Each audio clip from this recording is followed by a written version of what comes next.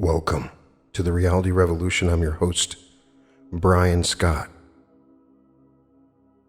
The more and more that I read different material from Dr. Joseph Murphy, the more and more I am impressed with the incredible breadth of knowledge that he carried. One of my favorite books that I have not really talked about, maybe I need to dedicate an episode on, is his book on the I Ching, which is fascinating. It's a divination book that he wrote that you can use, and he explains the different formats of the I Ching. Another amazing thing is when he talks about dreams. Dreams are a fascinating subject and a primary part of most metaphysical disciplines. And Neville Goddard talks about his dreams and visions, and so did Joseph Murphy. In a book called Supreme Mastery of Fear, he dedicates a chapter to night sleep, which brings counsel. I really found it powerful, and I always like it when he dedicates it on something specific. He was very good at writing these amazing lectures, and they carried a lot of really inspiring and interesting metaphysical information. Dr. Joseph Murphy has most definitely saved my life and healed me with many of his amazing teachings. We have covered him in so many different ways, reading his amazing books and discussing his incredible philosophy, and in particular, how he is linked with Neville Goddard. What do your dreams tell you? How do your dreams affect your ability to create your reality and transform your life? Night Sleep Brings Counsel by Dr. Joseph Murphy. I, the Lord, will make myself known unto him in a vision, and will speak to him in a dream. Numbers 12:6. The Bible says, in a dream, in a vision of the night, when deep sleep falleth upon men, in slumberings upon the bed, then he openeth the ears of men and sealeth their instruction. Job 33:15-16. The words of the ancient proverb are true. Night sleep brings counsel. The key to its practical application can be developed through your psychic awareness. There are several kinds of dreams, many of which are due to stomach disorders, mental and emotional turmoil, bodily discomfort, repressed or abnormal sex urges, and various fears and superstitious beliefs. However, there are also dreams wherein you see a future event before it happens. Dreams which give you a definite answer to your prayer, and often you are given instruction as to taking action in the dream state. All your dreams are dramatizations of your subconscious, and in many instances warn you of impending danger. Some dreams are definitely precognitive and can accurately probe the future. In other dreams, you may get answers to your prayers. All dreams of a negative nature are subject to change, and none is fatalistic. Your subconscious, in its dream nature, is revealing to you the nature of the impressions made upon it, and pointing out to you the course your life is taking. Research analyses of dreams show that the symbol appearing in the individual subconscious are personal and apply to each individual only. And the same symbol appearing in another dream can have still another and very different meaning. In other words, your dream is personal and applies only to you, though it may show your relationship with another person. Your subconscious mind speaks in symbolic form. In being warned of God in a dream that they should not return to Herod, they departed into their own country another way. Matthew 2:12. The Bible is replete with accounts of dreams, visions, revelations, and warnings occurring during sleep. When you are asleep, your subconscious mind is very much awake and continuously active, as it never sleeps. You will recall that Joseph correctly interpreted the dreams of Pharaoh, and that they subsequently came to pass. His success in forecasting the future brought him prestige, honor, and recognition by the king. When you are dreaming, your conscious mind is suspended and asleep. Your subconscious mind usually speaks in symbolic form, and this is why down through the ages, men have employed dream expositors or interpreters. You're familiar with the fact that many Freudian and Jungian psychologists, psychiatrists, and psychoanalysts, and eclectic psychotherapeutists seriously study dreams and try to interpret them to the conscious mind of the patient. Often the explanation of the dreams lead to the uncovering of mental conflicts, phobias, fixations, and other mental complexes. Dream symbols. Some months ago, a student at the local university who read my book, The Power of Your Subconscious Mind, came in for an interview. During the course of the conversation, she said, "I have dreamt for 3 consecutive nights that I was present at a banquet for Governor Rockefeller of New York and that I sat next to him and was the guest of honor. What does it mean?" I explained to her that it was her dream, and when interpreted, it must be meaningful to her. I asked her what the significance of attending a banquet with Rockefeller meant to her. She immediately replied that it symbolizes wealth, prestige, honor, and recognition. Then, I added that it could well be that her subconscious was foreshadowing some special honor and recognition, and perhaps also a shower of wealth. She seemed to agree with this, and it seemed meaningful to her.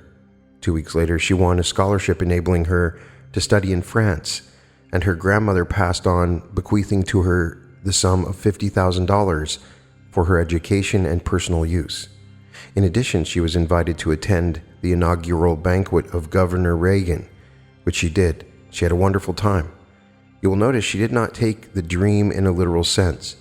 Your disciplined imaginative faculty called Joseph in the Bible can unclothe the dream of its form and see the hidden idea behind the symbol. She prayed for the right home. A young woman married living in Beverly Hills experienced a recurrent dream for 6 consecutive nights. In her dream, she walked all through the house she desired to buy, met the occupants, patted the dog, and conversed with the Spanish maid in the latter's own language. She explored the garage, attic, and all the rooms of the house. On the following Sunday after church, she and her husband went for a ride. Passing the Brentwood area, she saw the house she had dreamed about with a sign for sale by owner, open house. Both of them went in. The owner of the house, his wife, the maid, and the dog all seemed unusually frightened and startled. The dog began to growl and its hair stood on end. After a few minutes, the owner apologized and said, "We have seen a woman like you walk up and down our stairs several times at night and early in the morning.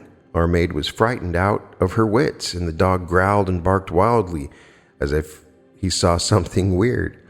This young woman explained to them that she had been praying for the right home, and that every night she asked the infinite intelligence of her subconscious mind to direct her to the ideal home, which would be spacious, lovely, central, and ideal in every way. Undoubtedly, as she went to sleep with the idea of a home uppermost in her mind, she charged her subconscious with a mission which it had to fulfill.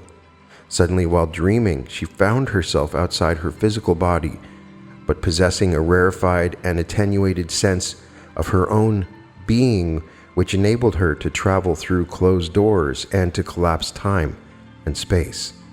She found herself in this house and became acquainted with all the parts of it, as well as with the occupants. She told them that she too was startled when she met them, as she had seen them several times before in the dream state. This woman projected her astral body and was perceived as an apparition by the people in the home where she visited. This perception was visual and auditory, as they heard her footsteps and saw her clearly. This young woman perceived her own physical body on the bed in her home and knew that she was traveling and operating in her 4th dimensional body.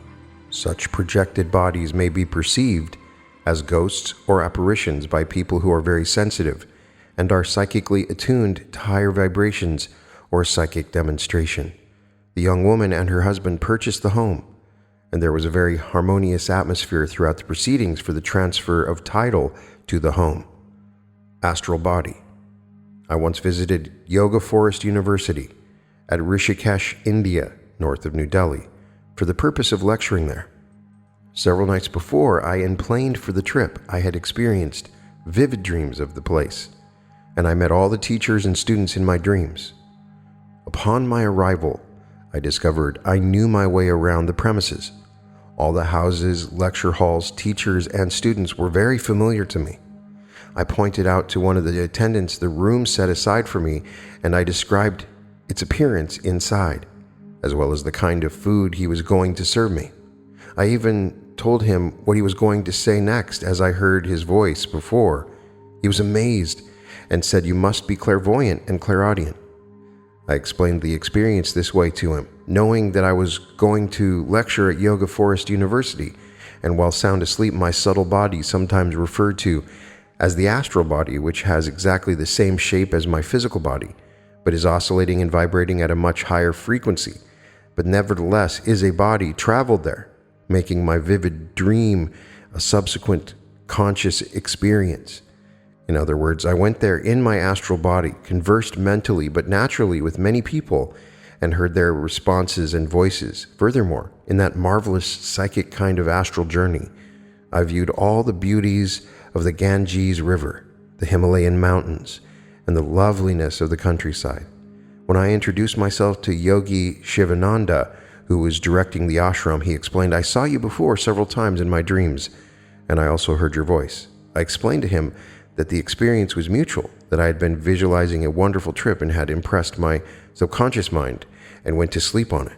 I further explained that I had also met him subjectively in a dream state, which became actualized because while my body was asleep in Beverly Hills, California, I found myself in a new body visiting all the places in his ashram and hearing all the voices.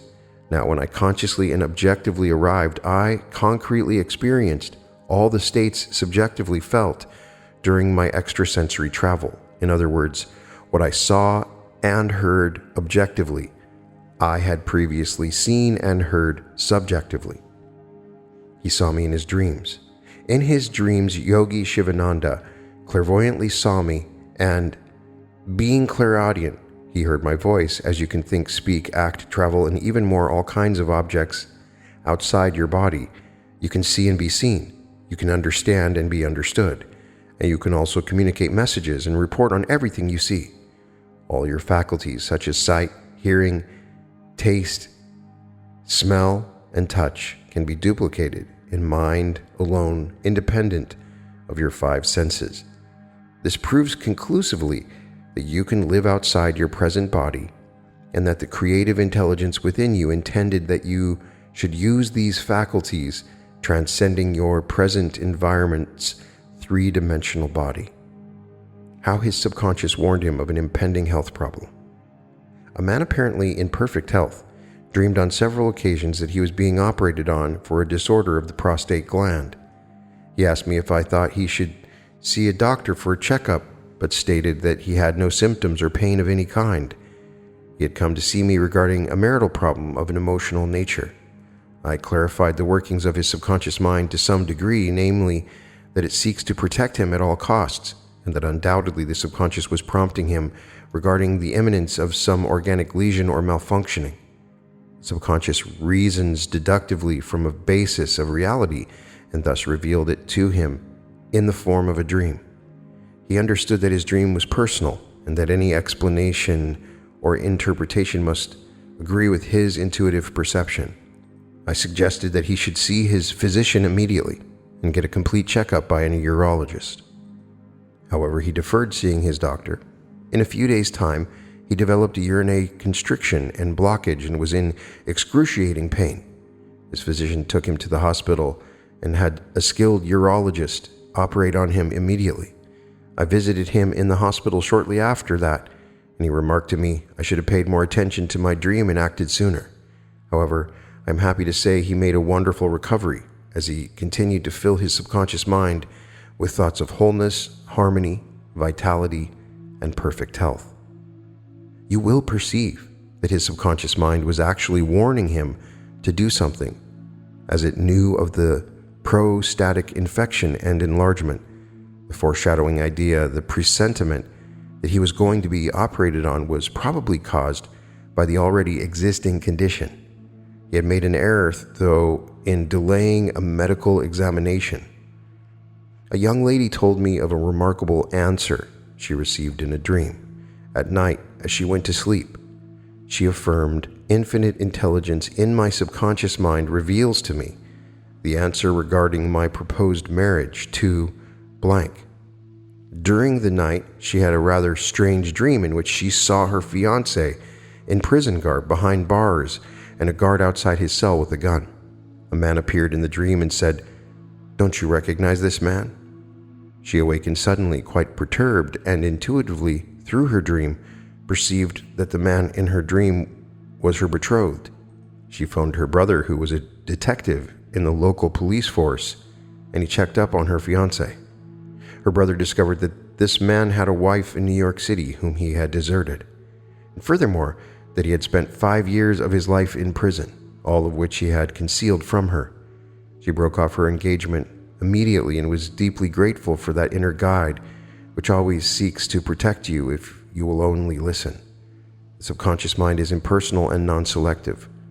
When you enter into a drowsy, sleepy state, there is an outcropping of your subconscious mind, and you are in a highly sensitized mental condition.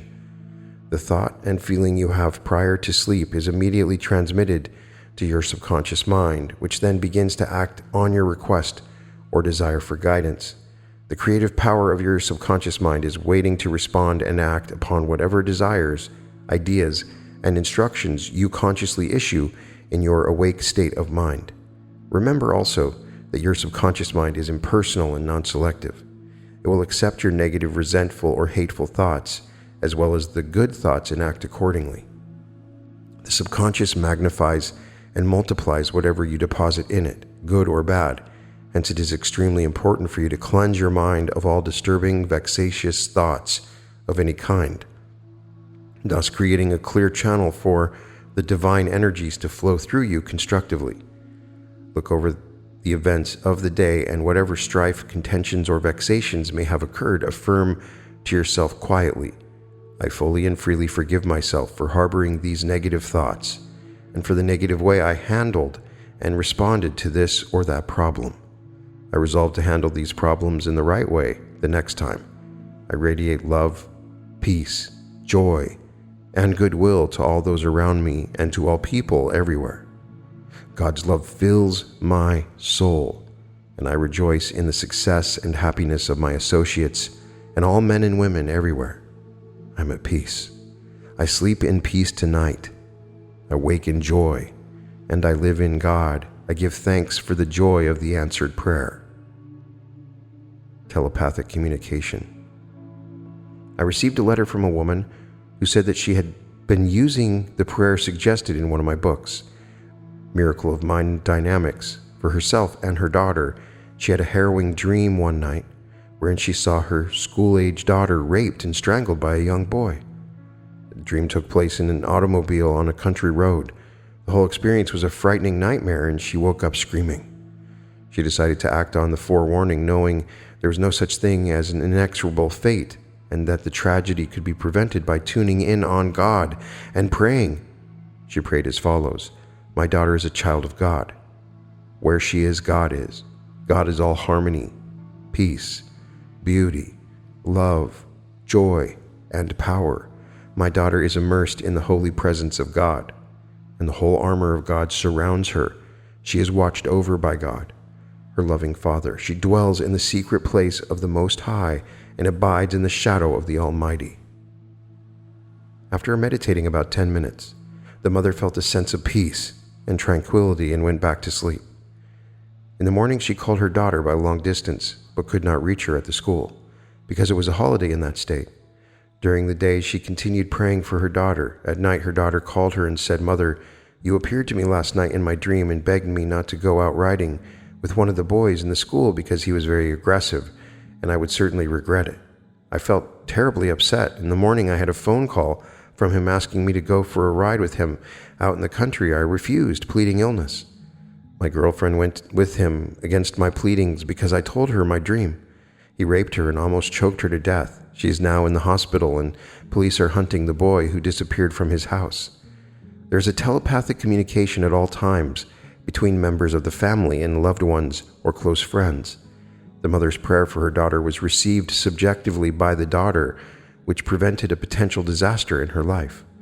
The Bible says, "For he will give his angels charge over thee, to keep thee in all thy ways. They shall bear thee up in their hands, lest thou dash thy foot against a stone." Psalms 91:11-12. All people dream. I found in my counseling experience that people of all walks of life are fascinated by dreams.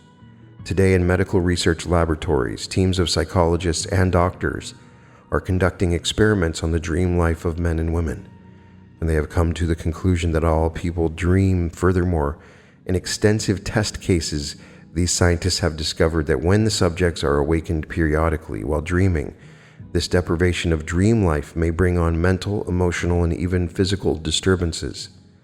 Studies of dreams. Many people are familiar with the names of Freud, Jung, and Adler, who have acquired fame for having delved into the dream life of their parents. Through their studies of the dreams of their subjects, these men have evolved different schools of psychology, namely psychoanalysis Freud, analytical psychology Jung, and individual psychology Adler. All three have written extensively in the field of dreams, and their interpretations and conclusions vary considerably. These differences are so conflicting and at variance that I shall not even begin to discuss them here. The purpose of this chapter, however, is to show that the key to solving your problem often comes as a clear-cut and definite answer in a dream. A boy achieved his dream holiday through a dream. Billy is 12 years old. He hears my lectures occasionally, as I suggest to parents that all boys and girls 12 years of age and older should attend, are quite able to understand this teaching. Billy told me that his mother gave him a book to read, Treasure Island, which is about Hawaii. He read it avidly, and knowing to some degree how his subconscious mind works, every night prior to sleep he spoke to his subconscious mind, which he calls Subby, as follows. Subby, I'm going to Hawaii for my vacation. I'm going by plane, and I'll swim in the ocean, ride a bicycle over one of the islands, and live in a penthouse. I want a clear answer, please. He did not discuss this with his brother, father, or mother. Following these suggestions to his subconscious mind, he had a dream wherein he clearly saw a penthouse, the name of a Maui Hilton, in the island of Maui in the chain of the Hawaiian Islands. He said to his mother the next day, "Mom, we're going to Hawaii for our vacation." And he gave her all the details. She laughed and said, "Well, this is news to me. Where did you get that idea?" Billy replied, "All I know is that we're going and we'll live in a penthouse at a hotel." His mother dismissed the dream as one of the vagaries of a young mind. 2 weeks later, Billy's father, who knew nothing about the dream, because of his son's excellent grades in school, suggested that Bill's mother go with the boys on a vacation to Hawaii, which he had come to know and love during his stay there as a naval officer. He said he would pay all the expenses involved. Billy yelled, "I told you, Mom, we're going to Hawaii." Every detail of this boy's dream was fulfilled, including the penthouse, exactly as he saw it. You will notice that this dream was experienced clearly by the boy. The subconscious mind is amenable to suggestion, and you will also note that Billy said, "I want a clear answer." His subconscious mind responded accordingly. Control your dreams. For several years, I've been suggesting to my subconscious prior to sleep, I dream literally and clearly, and I remember my dream. It seems that over a period of time, I've convinced my subconscious mind, inasmuch as close to 90% of my dreams are literal, in the same way you read your morning newspaper. I receive many answers to my prayers and dreams. Your conscious mind can and does direct the activities of your mind in sleep. You can stop the recurrence of bad dreams, nightmares, or dreams, or that you dread. Your conscious mind controls your subconscious, and you can alter the nature of your dreams by using your capacity to choose and reject thoughts and ideas that you use in disciplining your reflections and fancies during the day. In this way, the habit of dream control gradually will come under your own jurisdiction. Saved by a dream.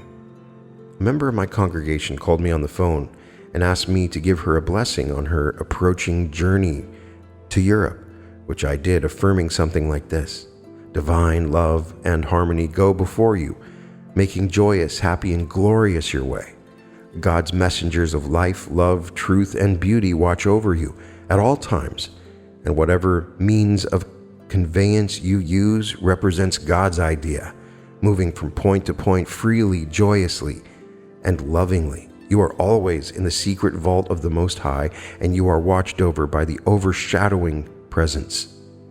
That night I had a dream in which I clearly saw this woman in England purchasing a ticket for France, and I saw the plane she would be on going down in flames. I phoned her the next morning and told her that I usually dream literally due to suggestions to my subconscious mind. I asked her if she planned a trip to France while in Europe, and she said yes. Then I told her what I had seen in my dream and advised her not to go on the plane to France. She replied, "I'm so grateful you called. My brother in the next dimension appeared to me last night in my dream and said, 'Sis, don't dare go on that plane in England scheduled for Perpignan, France.' Then he disappeared. I've already canceled my trip as I have an overwhelming inner feeling that it would be disastrous."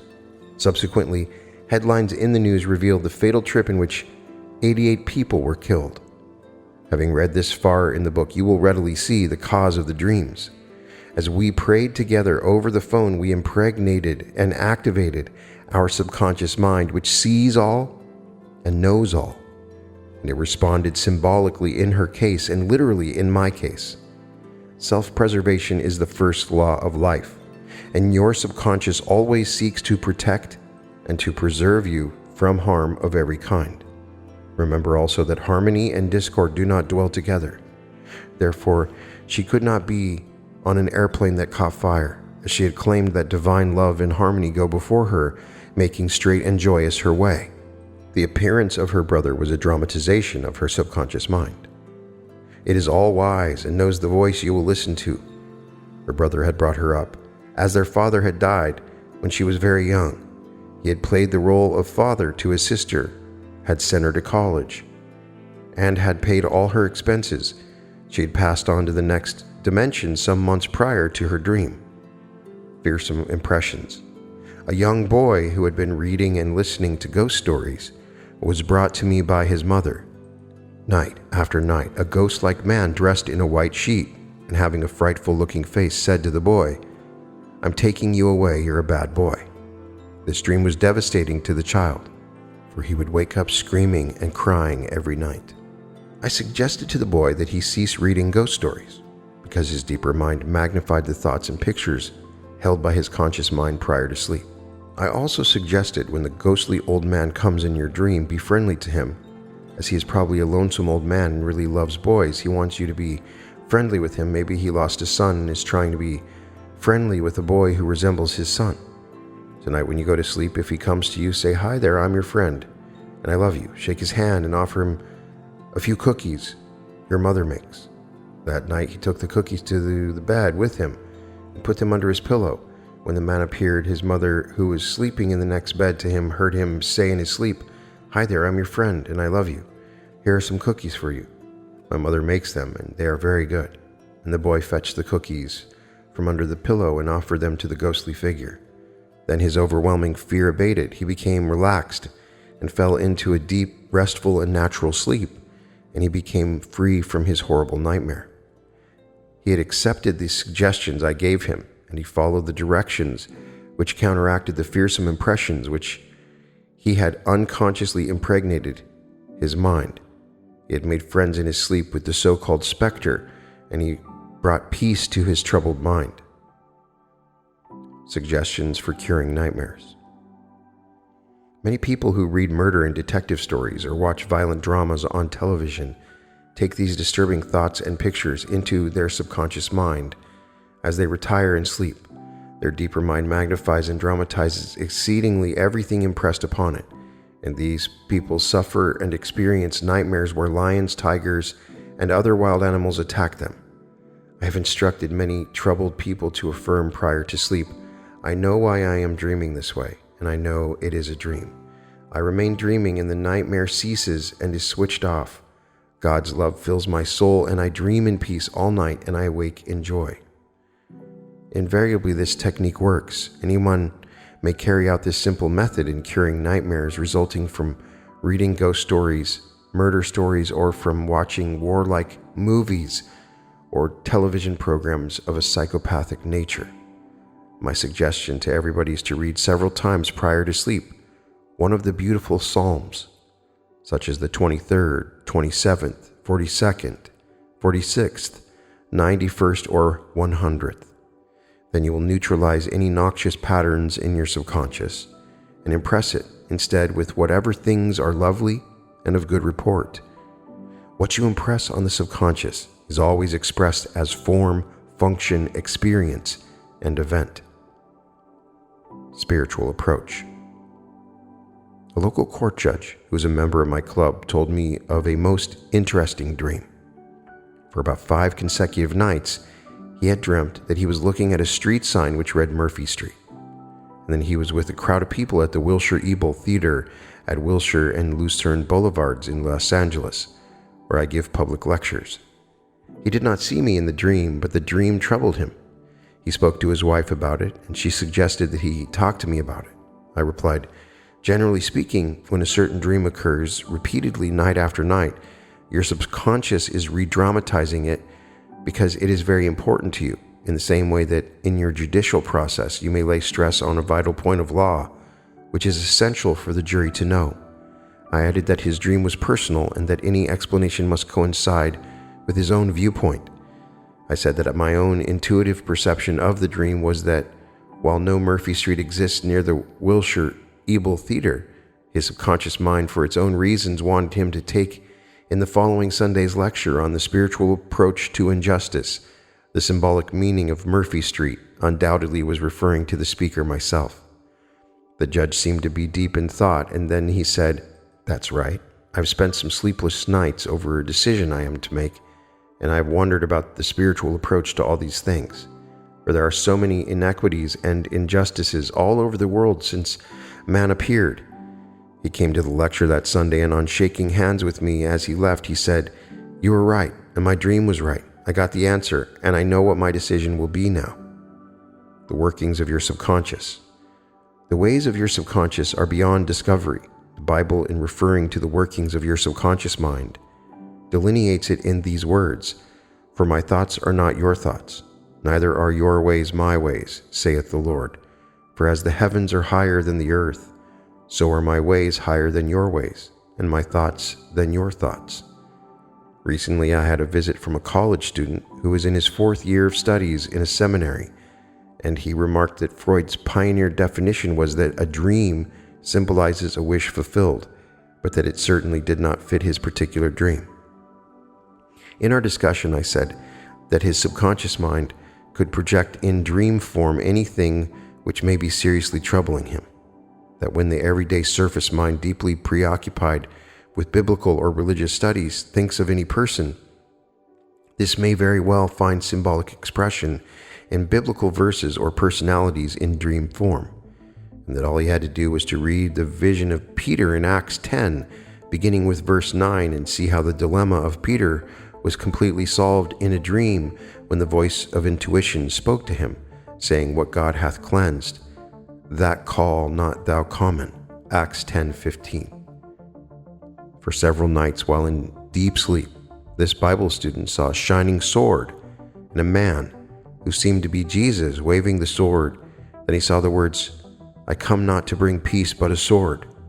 He said to me, "What does it mean?" I asked my professor, and he said, "Oh, forget it, it's only a dream. You've been reading the Bible, and in fantasy you saw that you were reading." The young man said, "I am terribly disturbed. I have been going to a psychiatrist attached to our religious institution.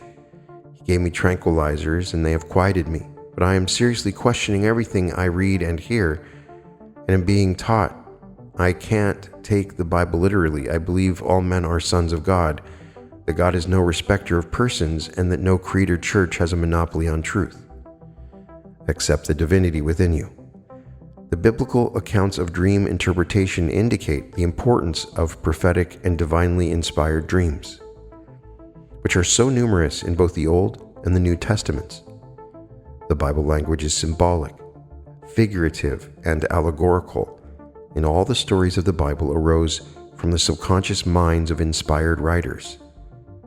The sword is an age-old symbol of truth, the God presence within man, which severs him from superstition, ignorance, false beliefs and fears of all kinds. When man learns the truth of his being and the workings of his conscious and subconscious mind, he learns that he is the master of his own destiny. The truth stirs up man, creates a quarrel in his mind, and challenges all his false indoctrination, creeds, dogmas, and traditions, and speaks to him of a God of love. The sword of truth separates the chaff from wheat, the false from the real. It represents divine reasoning, whereby you judged from the standpoint of universal truths and not from standpoint of man-made theology, the opinions of men, liturgies, and ceremonies. I explained to this young man, your dream is telling you to reason things out for yourself, not upon appearances or theological complexities, but upon reason based on mental and spiritual laws, which are just as valid as the laws of chemistry, physics, or mathematics. The God present in you is telling you to sever yourself completely from your present beliefs and to accept the divinity within you, which responds to all men. Come to a decision based upon the cosmic, universal truths of God, the same yesterday, today, and forever. The divine truth in you will not let you rest until you believe in the goodness of God, the love of God, the harmony of God, and the joy of the Lord, which is your strength. There was a terrible conflict in this young man's mind. He was professing to believe with his lips that which his heart felt to be false. The conflict had brought about almost a complete mental breakdown, resulting in the need for psychiatric attention and medication. But when the effects of the drugs wore off, the mental infection or trauma reared its ugly head again and again. Here I am, solve me. And the dream appeared. The solution, he remarked. Every word that you said feels true in my heart, regardless of my parents and what they think. I'm quitting immediately and will practice what I really believe. He is now studying psychology in the university and the science of the mind and the power of your subconscious mind. He has married a lovely girl and is extremely happy in his new studies. He has decided to become a non-denominational minister and give to people the psychological and spiritual interpretation of the scriptures. God told me in a dream. A farmer whom we shall call Jerry lived a quarter of a mile from me. When I was very young, I used to visit him in the fields and found a distinct joy in helping him in various ways. One day, he discovered his boy was missing. Night came and the boy had not returned. Jerry was distraught and grief-stricken. He called the neighbors, and a group of men set out on horseback to look for him. For acquaintances had heard the boy say that he was going to climb Mount Kidd, a mountain in a remote area of West Cork, Ireland, near our home. The searchers, however, could find no trace of the boy. Night came, and they had to end their search. During his sleep that night, my distraught neighbor Jerry had a vivid dream. He perceived through extrasensory perception where his boy was. The location was familiar to him, and he saw the boy asleep near a certain rock with bushes over him. Therefore, at daybreak, he got on his donkey and headed for the spot in the mountain he had viewed in his dream. He tied his donkey and climbing by foot to the exact spot, he found his son sleeping under the bushes. With great relief and happiness, he awakened the boy. And though his son was surprised to see his father, he said to him, "I prayed that you would find me." This farmer had revealed, as countless thousands of others have, the power of extrasensory perception to solve their problems. I might add that this farmer never went to school and did not know how to read or write. He certainly knew nothing whatever about the laws of the mind or ESP. The words telepathy, clairvoyance, and precognition would have been meaningless to him. I remember asking Jerry, "How do you know where Jeremiah, his son, was?" He answered, "God told me in a dream." The answer, as I see it, was rather simple. He was thinking of his son and wondering where he was before he fell asleep, and he probably prayed in his simple way to God. His subconscious mind then revealed the answer to him in a clairvoyant vision. Let God work it out. Some time ago, I had dinner with a relative of mine who is a priest in a very prominent parish.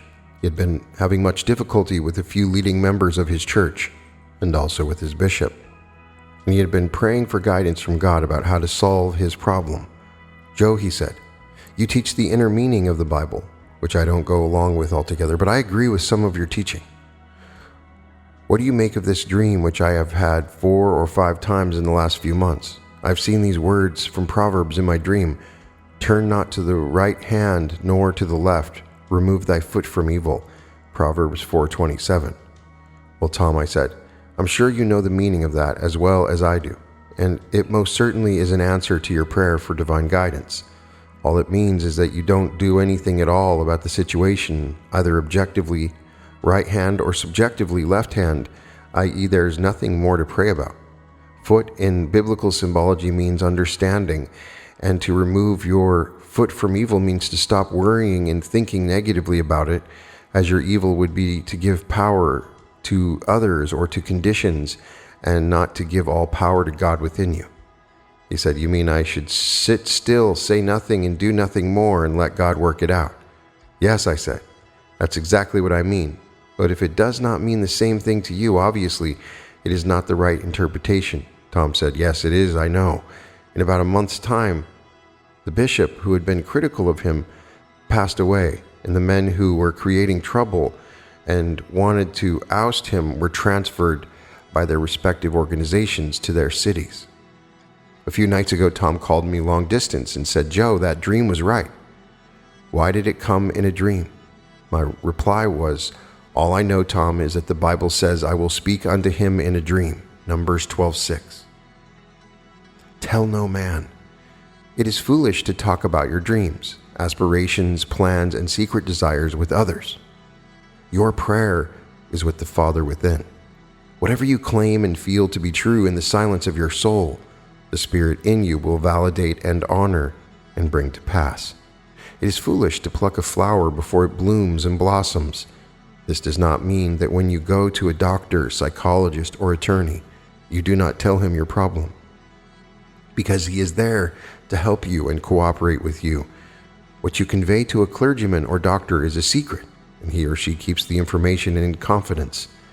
A girl in a local office was telling everybody that she was going to marry the boss and that she had an engagement ring, yet it was another girl in the office who actually married the boss.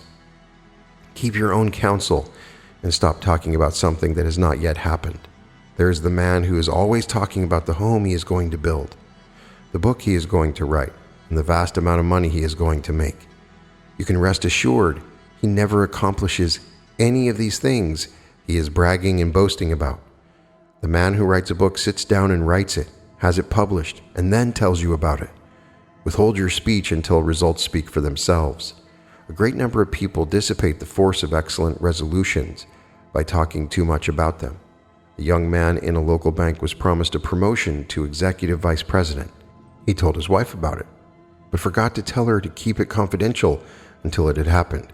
She told all her friends, as well as his friends in the bank, and the wives of the other men in the bank created such an uproar, claiming their husbands had seniority, etc., that he never did receive the promotion. Make it a point to mind your own business. It is called MYOB. You will find it very profitable. Be sure you do not tell your relatives or your so-called best friend your secret prayer. Your best friend is God. A college teacher told me that she told her immediate family that she was going around the world on a guided cruise costing $7,000. They immediately poured ice cold water on the idea. A brother wanted to borrow money for his family business and said she should lend him the money. Others claimed they needed money for an operation, etc. Instead of rejoicing in her good fortune and wishing her a bon voyage, they resented the trip and tried to prevent it. Nevertheless, she went on the cruise and is much wiser now. Go and tell no man. Sleep on it. You've heard the wisdom of sleep on it. This means that when your conscious mind is stilled and you focus your attention on the solution or answer that you are seeking, the deeper mind, full of wisdom, power, and infinite intelligence, will respond to you and solve your problem. If you've lost something and you have searched everywhere for it, cease fretting and fussing about it. Relax. Let go. Turn your request over to your subconscious mind and talk to it as follows. Infinite intelligence within my subconscious mind knows all things. It knows where this thing is. and reveals to me clearly and distinctly. I am divinely led to it. I trust my deeper mind implicitly. I let go and relax. When you relax, let go, become detached and preoccupied about something else. The extrasensory perception faculties of your subconscious mind will lead you directly to the thing that you lost. You may see it clairvoyantly in a dream or be led directly to where it is. It is written, God giveth his beloved in sleep. We all have a wonderful legacy in these commanding words.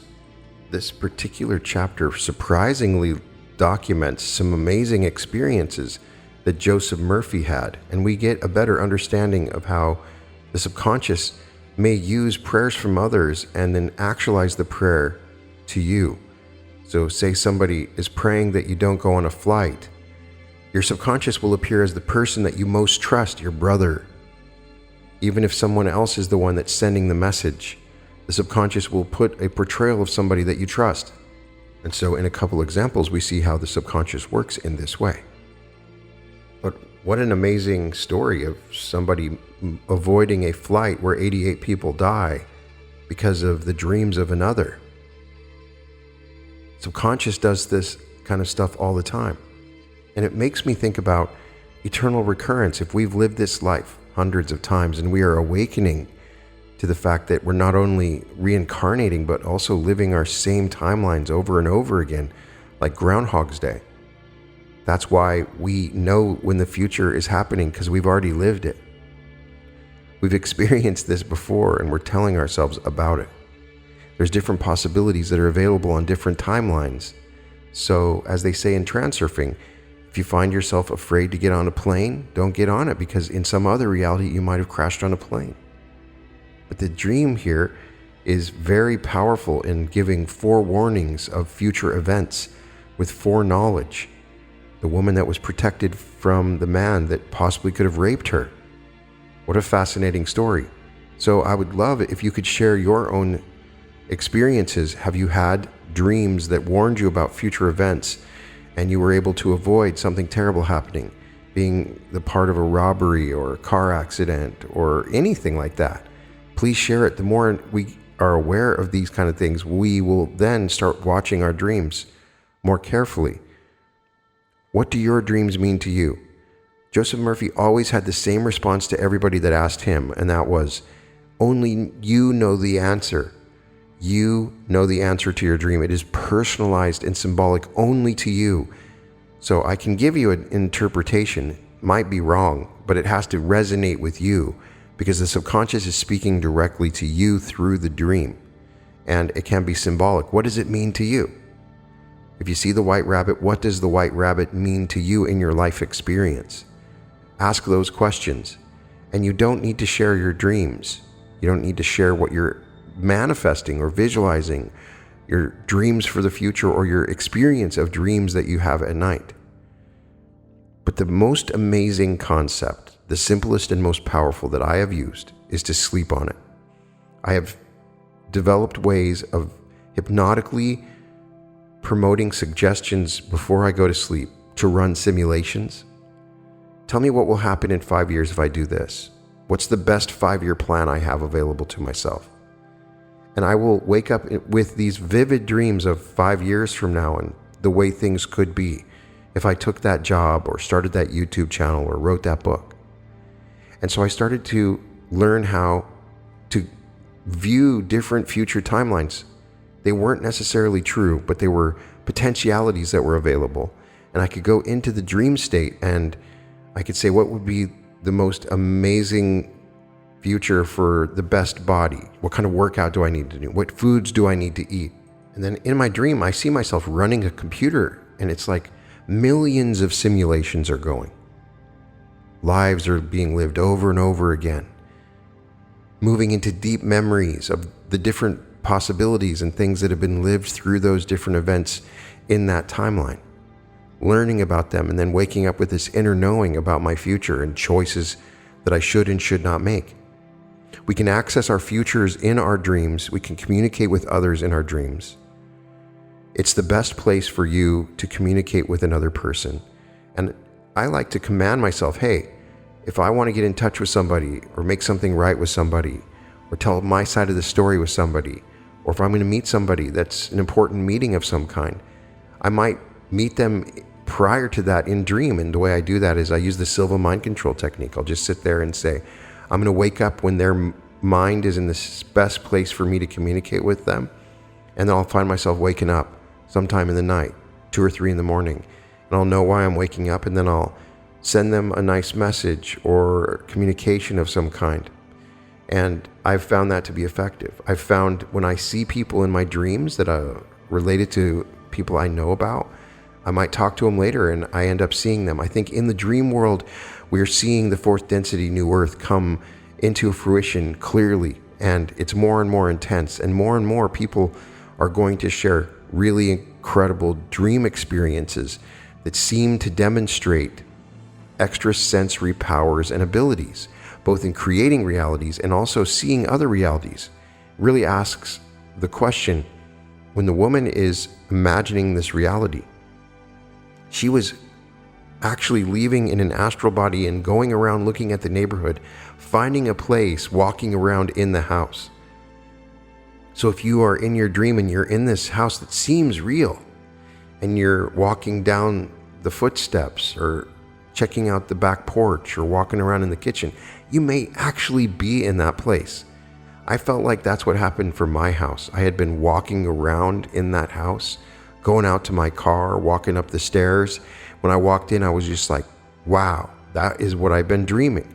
And one of the most common experiences are for when people move or try to go to another house or some other place to live, they'll have dreams about that place beforehand. And that's because you've lived there in other lives, or at least the potential is available within the light codes around you. The dream is where we learn about ourselves symbolically. It's where the imagination can run free. Do you remember your dreams? More and more I ask myself to remember my dreams, the more and more I do remember them. So I'd love for you to share me your dream experiences. I won't necessarily give you my interpretation, but sometimes if something comes to me, I'll give it a shot. But I would love to know if you've learned things or you have ways of guiding your dream state that could be helpful for the rest of us. You can find all episodes of The Reality Revolution at therealityrevolution.com, and welcome to The Reality Revolution.